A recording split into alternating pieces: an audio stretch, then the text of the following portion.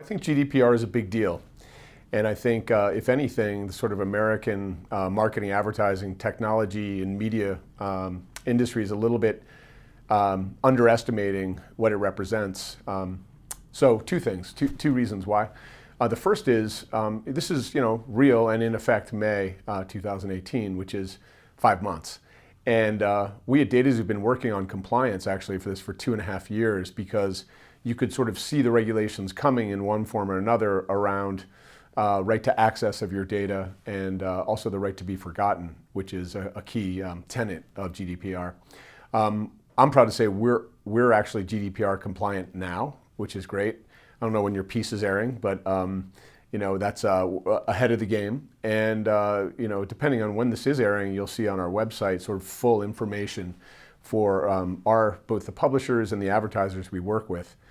The challenge with GDPR is it's an industry-wide issue, right? So it's fine for dataxu to be compliant, but what about our partners?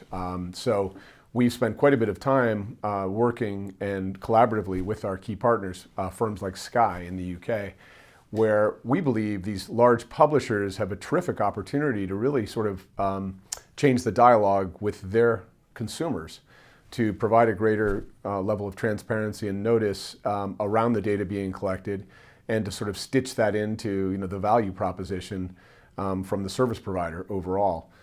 Firms like dataxu are technology companies in some ways who don't have the direct relationships with the consumers.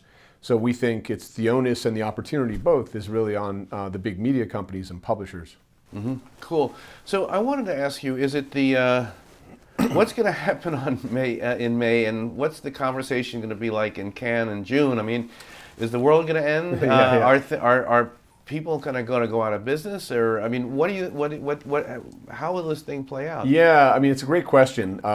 We were chatting before. I have a background as a lawyer a couple of chapters ago in Washington D.C., doing, among other things, data privacy around the sort of Internet 1.0, and we've created self-regulatory norms and practices which are by and large still in play for the US. And I think that lesson taught me what happens is you have a normative change in how industry works. It can be legislatively mandated, or it can be sort of come from within with industry. In this case, it's being mandated. What's likely to happen is a period of confusion and actually sort of a slowdown, I think, probably, in more sort of data-driven targeted approaches. And it'll, realistically take, I mean, by my estimates, 12 to 24 months to get the business clarity you need to really sort of ramp back up on the track you were headed. So what does that mean? Well, there are businesses who are very much about data and need to be sort of retool their whole supply chain. And what's likely to have happened is, you will go in a compliance effort, right? Because the contracts will require this. And you'll find some soggy spots. We've already talked to operators and programmers in Europe who've, largely through this process where certain vendors can no longer be used until they come into compliance. So I think you'll see a winnowing down of the amount of data being used initially. It'll be built back up the right way. And, I would say that there are some options, and we certainly are, have our own thoughts about that. What am I talking about? One thing is, if you have a small set of data that is, GDPR compliant, it's not as big as you'd like, and that's going to be a very common situation. There's the ability to model on that. And, the fact is, firms like dataxu and others, compute and algorithms and machine learning and all of these tools have really gotten to be so powerful that we see, the value of modeled data actually being significant. And it's being applied to a broad population based on a narrow seed base, and the models that get created are exclude even the seed. So it's actually sort of very interesting sort of privacy by design approach that deals with sort of a winnowing down and a smaller addressable base of data.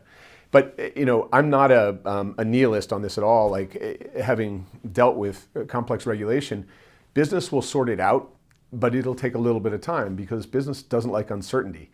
Another prediction I'll make for GDPR is I think we'll have a little bit of a return to contextual targeting for a while. So, using our platform, for instance, you can just go on keywords in the content. And keywords is kind of what's old is new, right? I mean, this is, I'm going to define an audience by the kind of content they consume.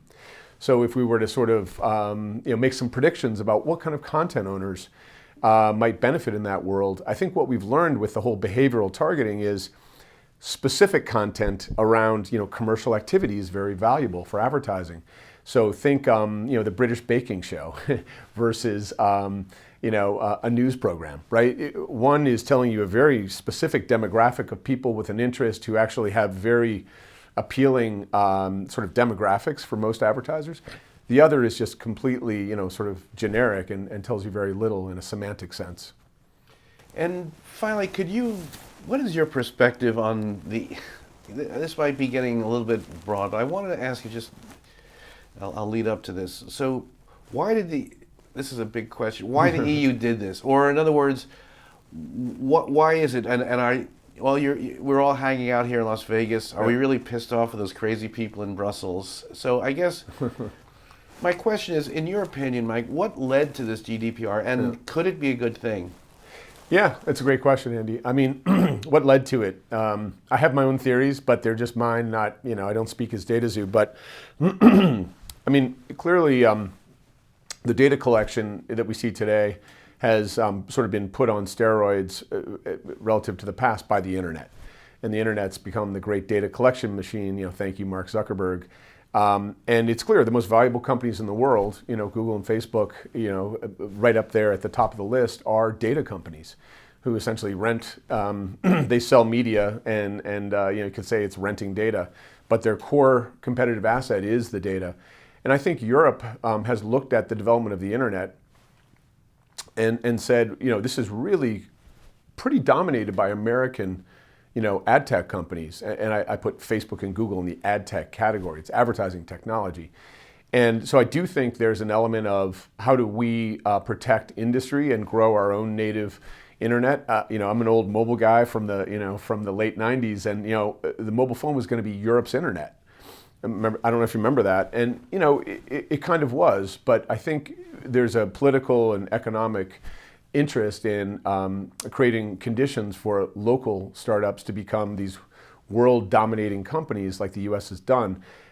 So I see GDPR as obviously about people's rights, and I think it's raising a legitimate issue, which is what is the data subject's right to review and access and just eliminate the sort of trail of data from these companies, even though they're not paying for the company's services. It's a quid pro quo, but still. I think there's a rights issue. Did they strike the right balance with GDPR? We could debate that. I do think that it is in part politically motivated to sort of slow down the dominance, in the internet economy of these big companies. And, my, point in support of that, I guess, would be that now you're seeing the antitrust regulators who have been quite aggressive relative to Google and to a lesser extent Facebook, starting to formulate a new theory of anti-competitiveness around market power on data, which I think is actually more to the point. And whether that kind of line of thinking gets picked up in the U.S., in the old days when there was cartels controlling all the oil in the Industrial Revolution, and we had the concept of Sherman Antitrust Act, we had to deal with the fact that oil was incredibly valuable for running the industrial age. Well, guess what? Data is incredibly valuable for running the internet age. And I think regulators, as always, are a little slow to realize that.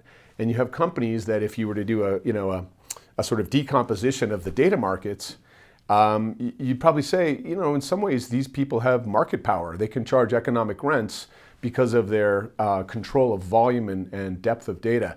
So I think that's a much more interesting topic in some ways from a business perspective, whether the antitrust laws in Europe or even the US start to sort of recognize market power based on data access and control than GDPR, which I still think GDPR is about citizens' rights. And the question there is, does that spread? Does it spread to Asia? Does it spread to the US? And speaking as dataxu again, the privacy by design concept, which has been espoused by many in Silicon Valley even, is something we've taken seriously. So we have a chief privacy officer who sits in product development meetings, works with engineers, works with product management. So we're assessing the privacy impact from soup to nuts when we create these products. That's new for this industry. I think that's good for the industry. You make better products that are more thoughtful, not just sort of trying to make some quick money. So I do think there's sort of a positive silver lining coming out of this, even if the regulations aren't sort of adopted wholesale in other parts of the world.